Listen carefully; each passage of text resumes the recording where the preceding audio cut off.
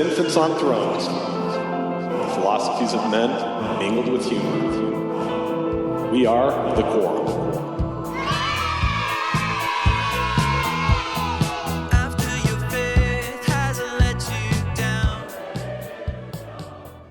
Look for the good in everything. Look for the people who will set your soul free. It always seems impossible until it's done. Look for the good in everyone. Welcome back to Infants on Thrones. I'm Glenn Ostland, and this is episode 696, Religion versus Dogma. And I think this is really cool. So let me set the stage for you. I got an email 3 days ago on Tuesday, November 17th from a high school senior. And he says, "Hi, my name is Trevor. I'm a senior student in high school. I'm working right now on my senior paper. I decided to choose a topic that might go against the common believing and very Mormon-based community. I chose to write about how religion is more harmful than helpful to society and to people."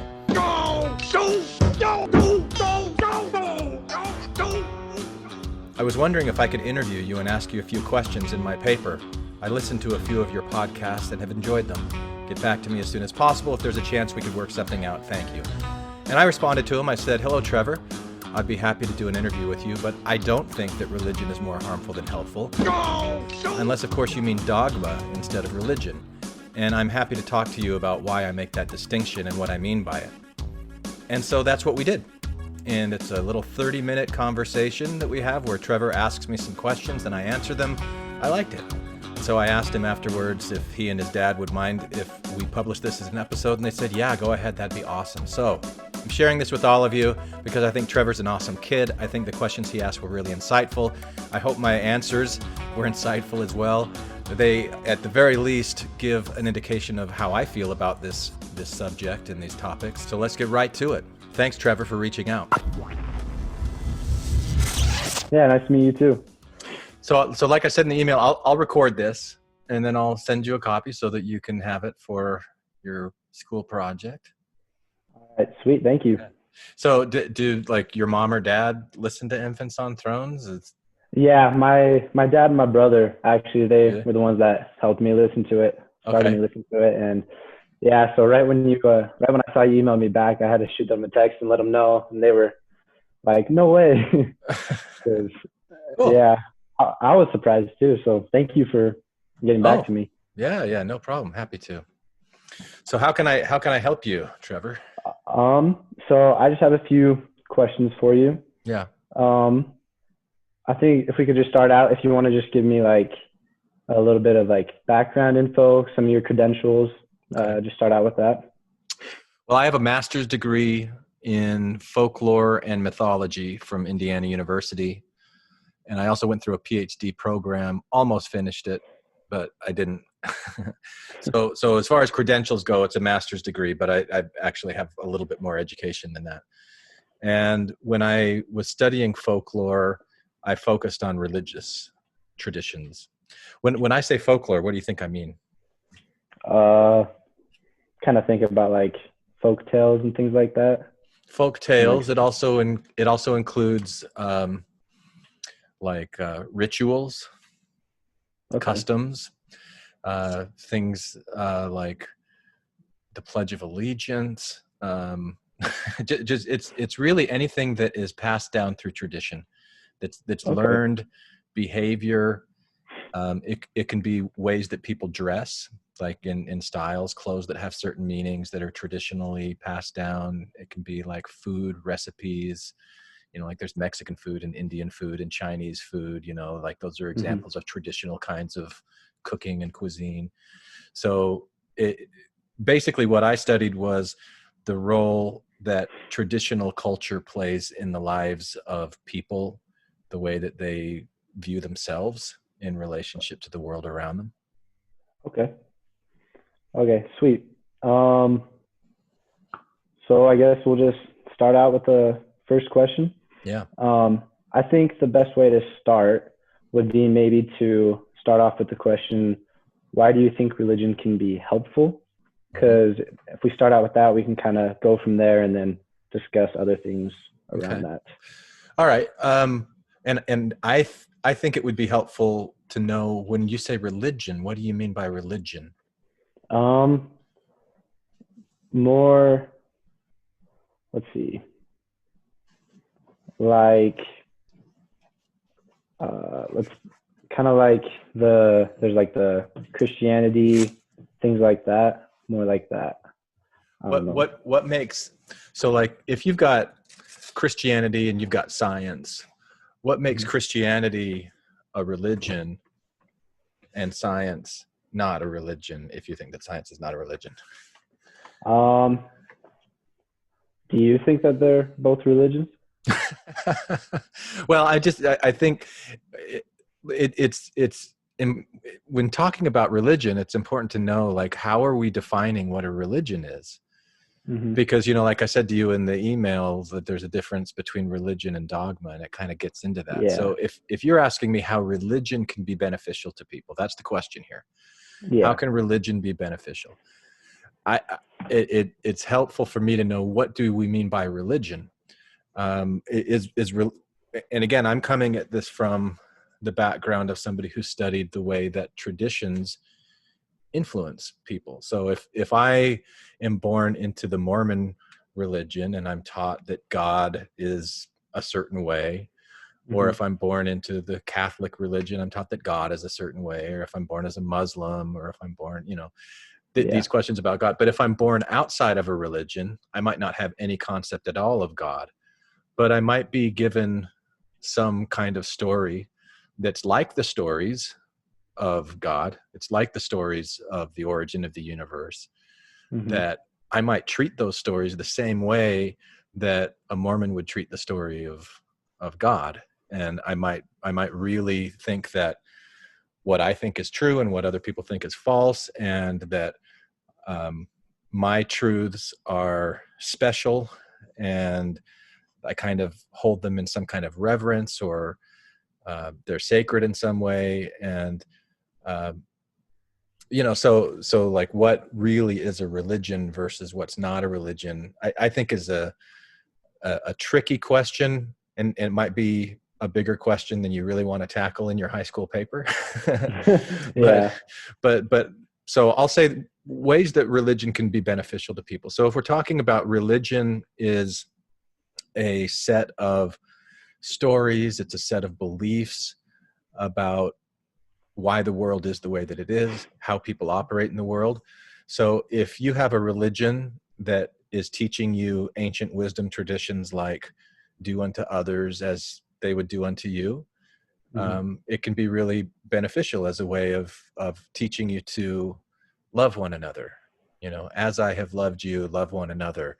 Like, if those are the messages of religion, and it's a way of teaching people how to be kinder, supportive of each other, I think that can be really beneficial in society. There also can be things that religion does that says, don't kill people, don't rape people, don't do things that harm yourself, don't do things that harm others. So a way of teaching those kinds of lessons that can be really beneficial. And I don't know if you're familiar, there's a book called Sapiens that was written by a guy named Yuval Harari. Have you heard of that book before? I haven't heard of that one. No. So he's talking about just the history of our species, Homo sapiens. It's a really interesting book. And he says one of the benefits of religion is that it was something that helped individual people come together and work together as groups, where humans, so he looks at humans, Homo sapiens, compared with like bees or hornets or ants, where those kinds of animals, they just biologically are wired to cooperate with each other, to have kind of like a hive mentality or a swarm mentality, where humans aren't really like that. Humans need something that we'll share in common. And so we create these fictional stories, we create these religions that have people working for a common goal, that then they can work together, and there can be a lot more progress when groups are working together than if people are working individually. So that's a few ways that I think that religion can be beneficial. Okay, thank you. We'll go on to the next question. So, kind of talking now about like, I guess I thought of, why do you think religious institutions can be harmful to society? Harmful to society. Well, I think if the religious institutions are encouraging people to not be kind, to not be loving, so kind of the opposite of those things I was saying, you know, if for example, you see a lot of this these days where there are these religious beliefs that say that homosexuality is a sin. And so you could have religious leaders that are teaching their followers to actually be bigots and to be not loving, not accepting, not kind to people based on their sexuality or something like that, that really shouldn't make a difference, but because of the religious teachings, because of those stories, and it's really it's the rigidity that people are holding on to those stories that is the problem and is harmful to society. You know, you have very easy examples of like Islamic fundamentalist terrorists like ISIS or Al Qaeda, you know, with terrorist attacks where they believe that they are religiously justified to kill other people because they have different religious beliefs, and that can be harmful, obviously, to society.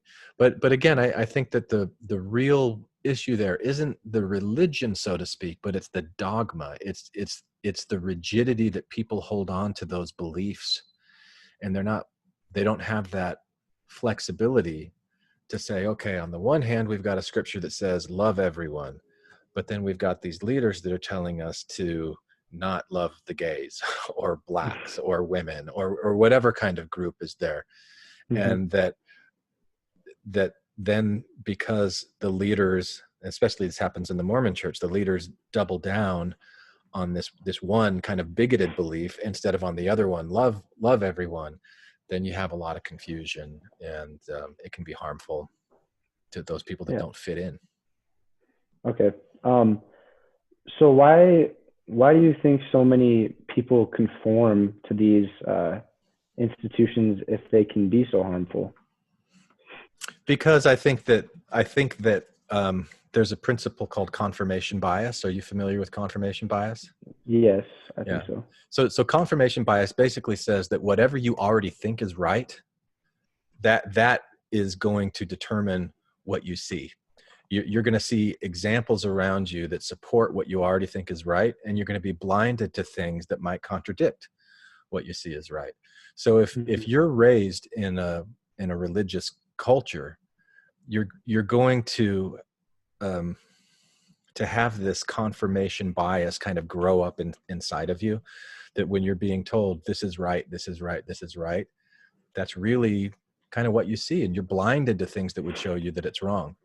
So somebody outside of that culture might be able to say, hey, the way that you're treating gay members of the church, for example, the way that you're treating that is wrong.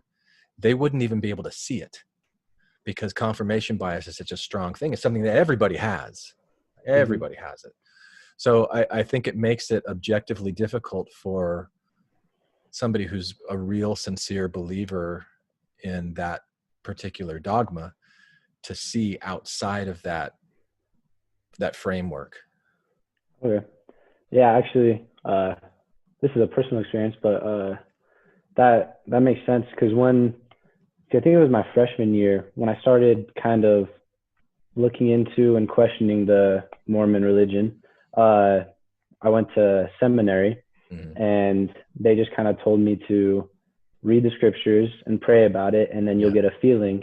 And I think since I had already kind of was questioning, I never got that feeling, and I was like, I read it and I did it, and I didn't get an answer. And he's like, if you just keep doing it, you'll eventually get the right answer. And I think that Yeah. has to do with the confirmation bias, is you eventually just tell yourself that you're getting it so that you can say that you had it.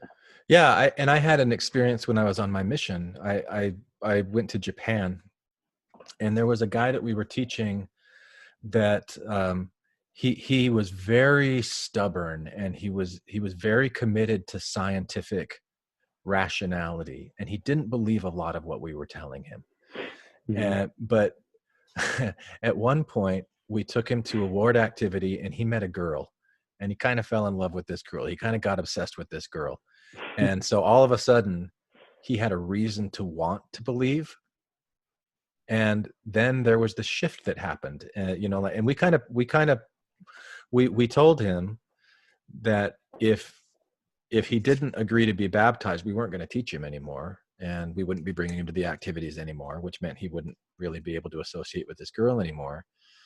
So he decided to fast, and he fasted for 3 days. And in the third day, he was reading in the Book of Mormon. There's a scripture that says, through small and simple means, great things will come to pass. And he read that. And when he read that, he got that elevation emotion, the feeling of the Holy Ghost, as they call it. Yeah. And he's like, oh, so this is true. So I'm going to use this as a way to confirm what he wanted to believe. He was just struggling against it, but he wanted to believe it. And so he was able to feel that feeling that then go, okay, yeah, this is true. And it could confirm that bias that was kind of growing in his mind. So I think it's a very common human experience. And I think it explains a lot why there's so many people who hold so many different conflicting beliefs, even in their own mind, that they're just not even aware of, because they really don't want to be. They won't want to be aware of it. Yeah. So how have your experiences of seeing other cultures and other ways of life changed your views on religion and life? Well, I lived in Japan as a missionary for 2 years, and then I went back in my 30s, and I worked there for 3.5 years in Tokyo. And one of the things I remember, I came back to the U.S. one time, and I was in my home ward, and people in the priesthood meeting were talking about how grateful they were that they were raised with a Christian upbringing, that they were raised with the Book of Mormon, and that they can't imagine if they hadn't been born knowing about Jesus Christ and the Book of Mormon, they would probably just be horrible people. They don't know where they would be.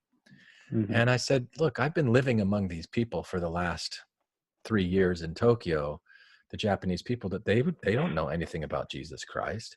And they're some of the most honest people in the world. Like I was there with my kids, and my daughter, who was 12 years old at the time, she was walking to school, and she dropped her wallet, and she didn't realize that she had dropped it until she got to school, and she had to backtrack for like 10 minutes.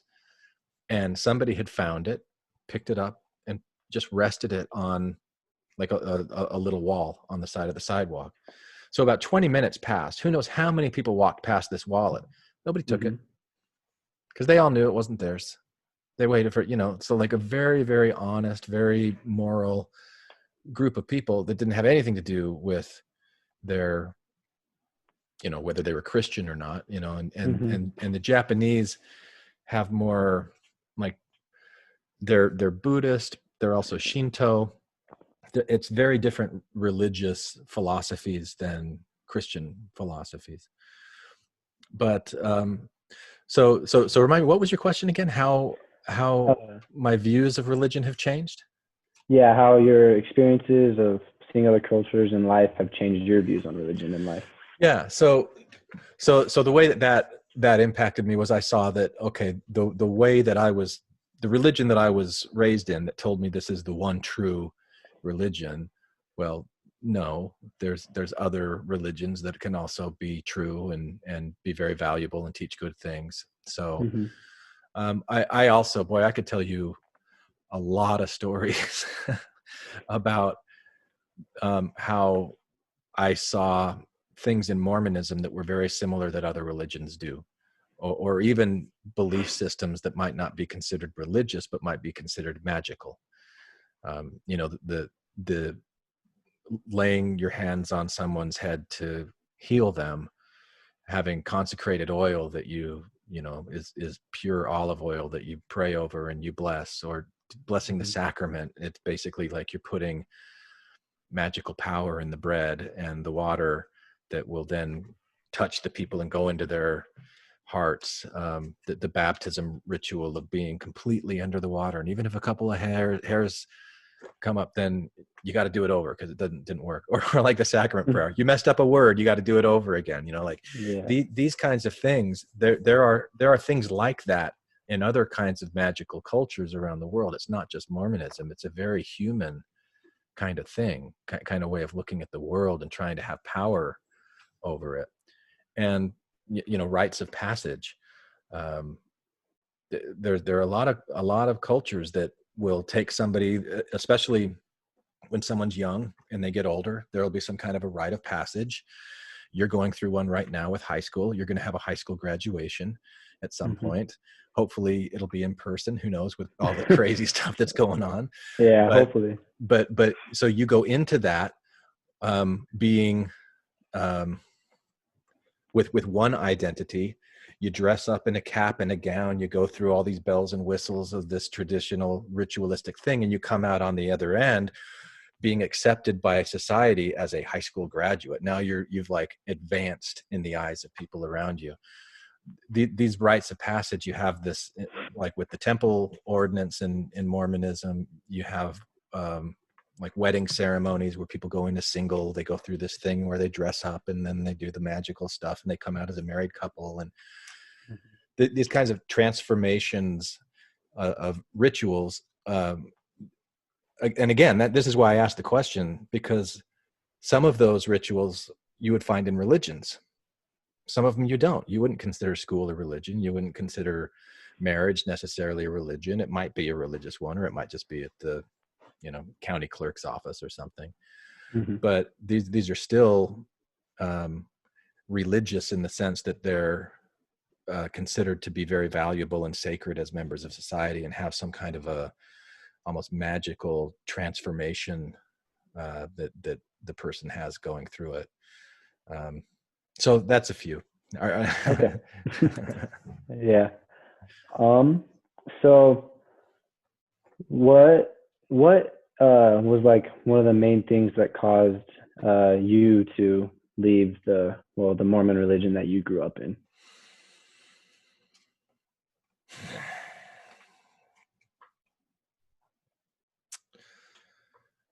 I think the biggest thing for me, when I was studying folklore and I started to see that the things that we were doing in our church, like the stories that we had or the rituals that we did, that they served a very valuable purpose, but they weren't literally what they were claiming to be.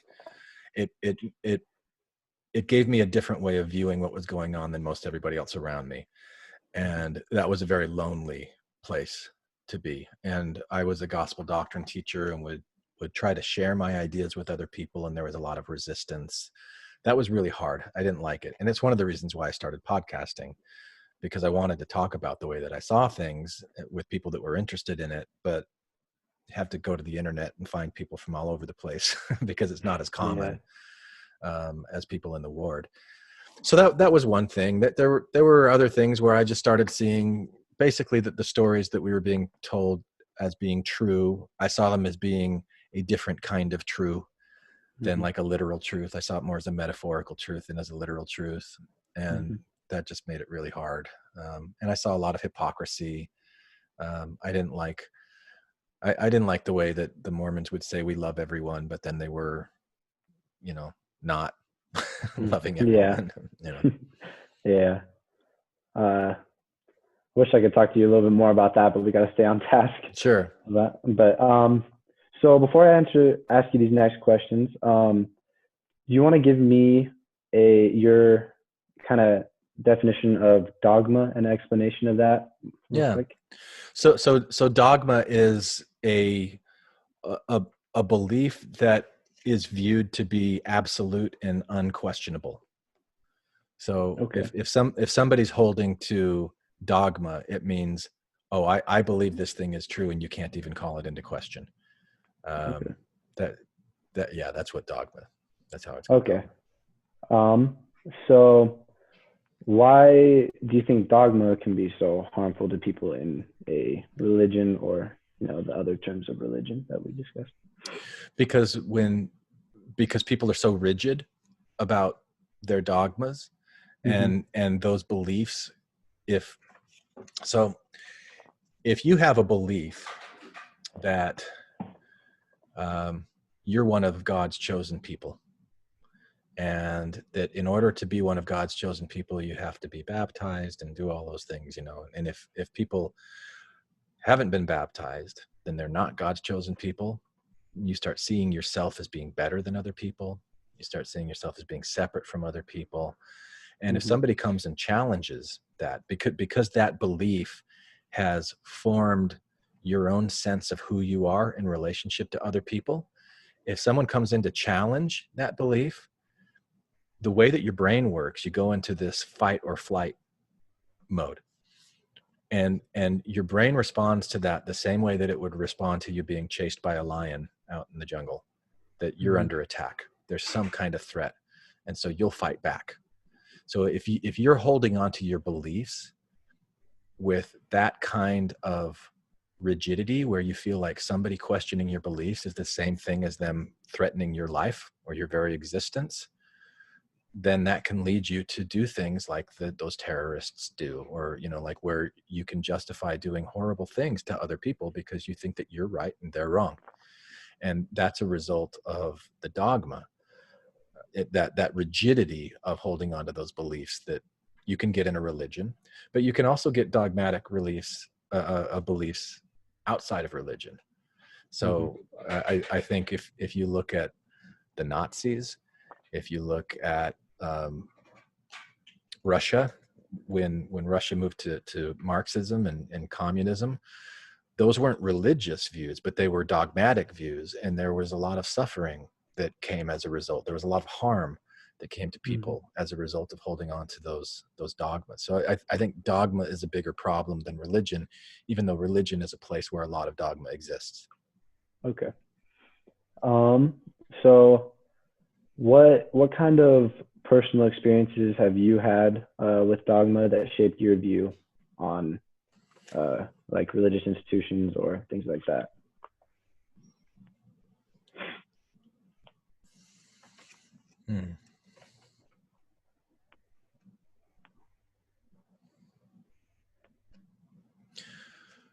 Well, I'll go back to my mission. There was so I was 19 years old, maybe 20, and knocked on the door of this guy who was probably 35. He had 2 kids, successful in whatever career he had, and he let us in, which was rare. We didn't get a lot of people who were interested in talking to us in Japan. So it was really cool. We were sitting in his house talking with him and just kind of like shooting the breeze. And then we kind of got to, all right, the crux of our message, where we've come here to talk to you about the purpose of life. And that was our script. And he looked at me and he goes, the purpose of life? He goes, how old are you? He goes, why don't you come back in 15 years when you've gotten married, when you've got a couple of kids, when you've had, and then we'll talk about the purpose of life. And that was a shock to me, because I was so convinced that, like, the dogma that I was ascribed to at the time was that I was a missionary for Jesus Christ, that I was carrying his message to other people, and that I knew more about the purpose of life than they did. And so I was really confronted with that, with this guy. And thankfully for me, what he said challenged me in such a way that it made me question that dogmatic belief that I had about, do I really know what it is that I think that I know? And So that helped kind of loosen my grip on that dogma. Yeah, if I had more time to think about it, I could probably come up with some better examples, but I think that one will work. Yeah, that was good. Thank you. So just kind of one last question. Just kind of where do we go from here? How can we better separate and discern religious dogma from our own personal spirituality? Yeah. Well, I think the way to do that is really to turn inward, to like focus inward. Like, what is your own spiritual, like inner spirituality? What does that mean? And like, how attached are you? Like asking yourself this question, am I accepting of other people? Yes or no? If no, why? What are the reasons? Are those reasons like really good, legitimate reasons? Or is it something that, is a result of my own confirmation bias and blind spots that I have? So I think that having a personal sense of humility, that the way that I see things is very, very unique to every experience that I've ever had in my life. And no one on this planet has had the experiences that I've had. No one's been in here from this perspective, having the thoughts that I think, the conversations I've had with people, traveling where I've traveled. No one. It's only me. And so, of course, I would have a unique way of viewing the world. And so does everybody else. And so what I want to ground my own spiritual journey in is this humility that everybody has some kind of a unique experience that is valid at some level. And if I'm doing something that is going to belittle another person or dismiss another person, I better have really, really good reasons for doing that, and just kind of be careful every time I notice myself doing that, or I could be slipping back into that dogmatic way of thinking that I'm right and everybody else is wrong. Well, thank you. That was the questions that I had. So cool. Yeah, sweet. Thank you so much for your time. And you're welcome. Getting back with me. Yeah, and tell your dad and uncle I said hello. All right, I will. Cool. Thanks, Trevor. Yeah, if you need anything else, just let me know. I will. Thank you so much. All right, take care. All right, bye. Put down the weapons that you use against yourself. You don't need them anymore. Lay down the weapons that you use against the world. We don't need another war. Put down the weapons that you use against yourself. Hi, this is Hillary. Matthew, Ryan, Carol, Keith, Ashley, and I like to play bingo online while listening to Infants on Thrones. You can comment on this episode on the website, infantsonthrones.com. And if you really like what you hear, give the Quorum a 5-star rating and write a short review on iTunes. I did. Anyone for the closing prayer? My worst crime is an inside job. Dark thoughts taking over like an inside mob. I tune into the scene between the eyes and take a breath. Thank you for listening to Infants on Thrones. I sit still and watch the thoughts float past me. Never mind the future, never mind what the past be. I like to jump and let the universe catch me. 3, 4, watch the beauty blow past me. I keep my pockets light, destination in sight. Keep my actions elevated to compassionate heights. I'm walking past the fight, laying down on Sunday night. Choosing love when I pick up this mic.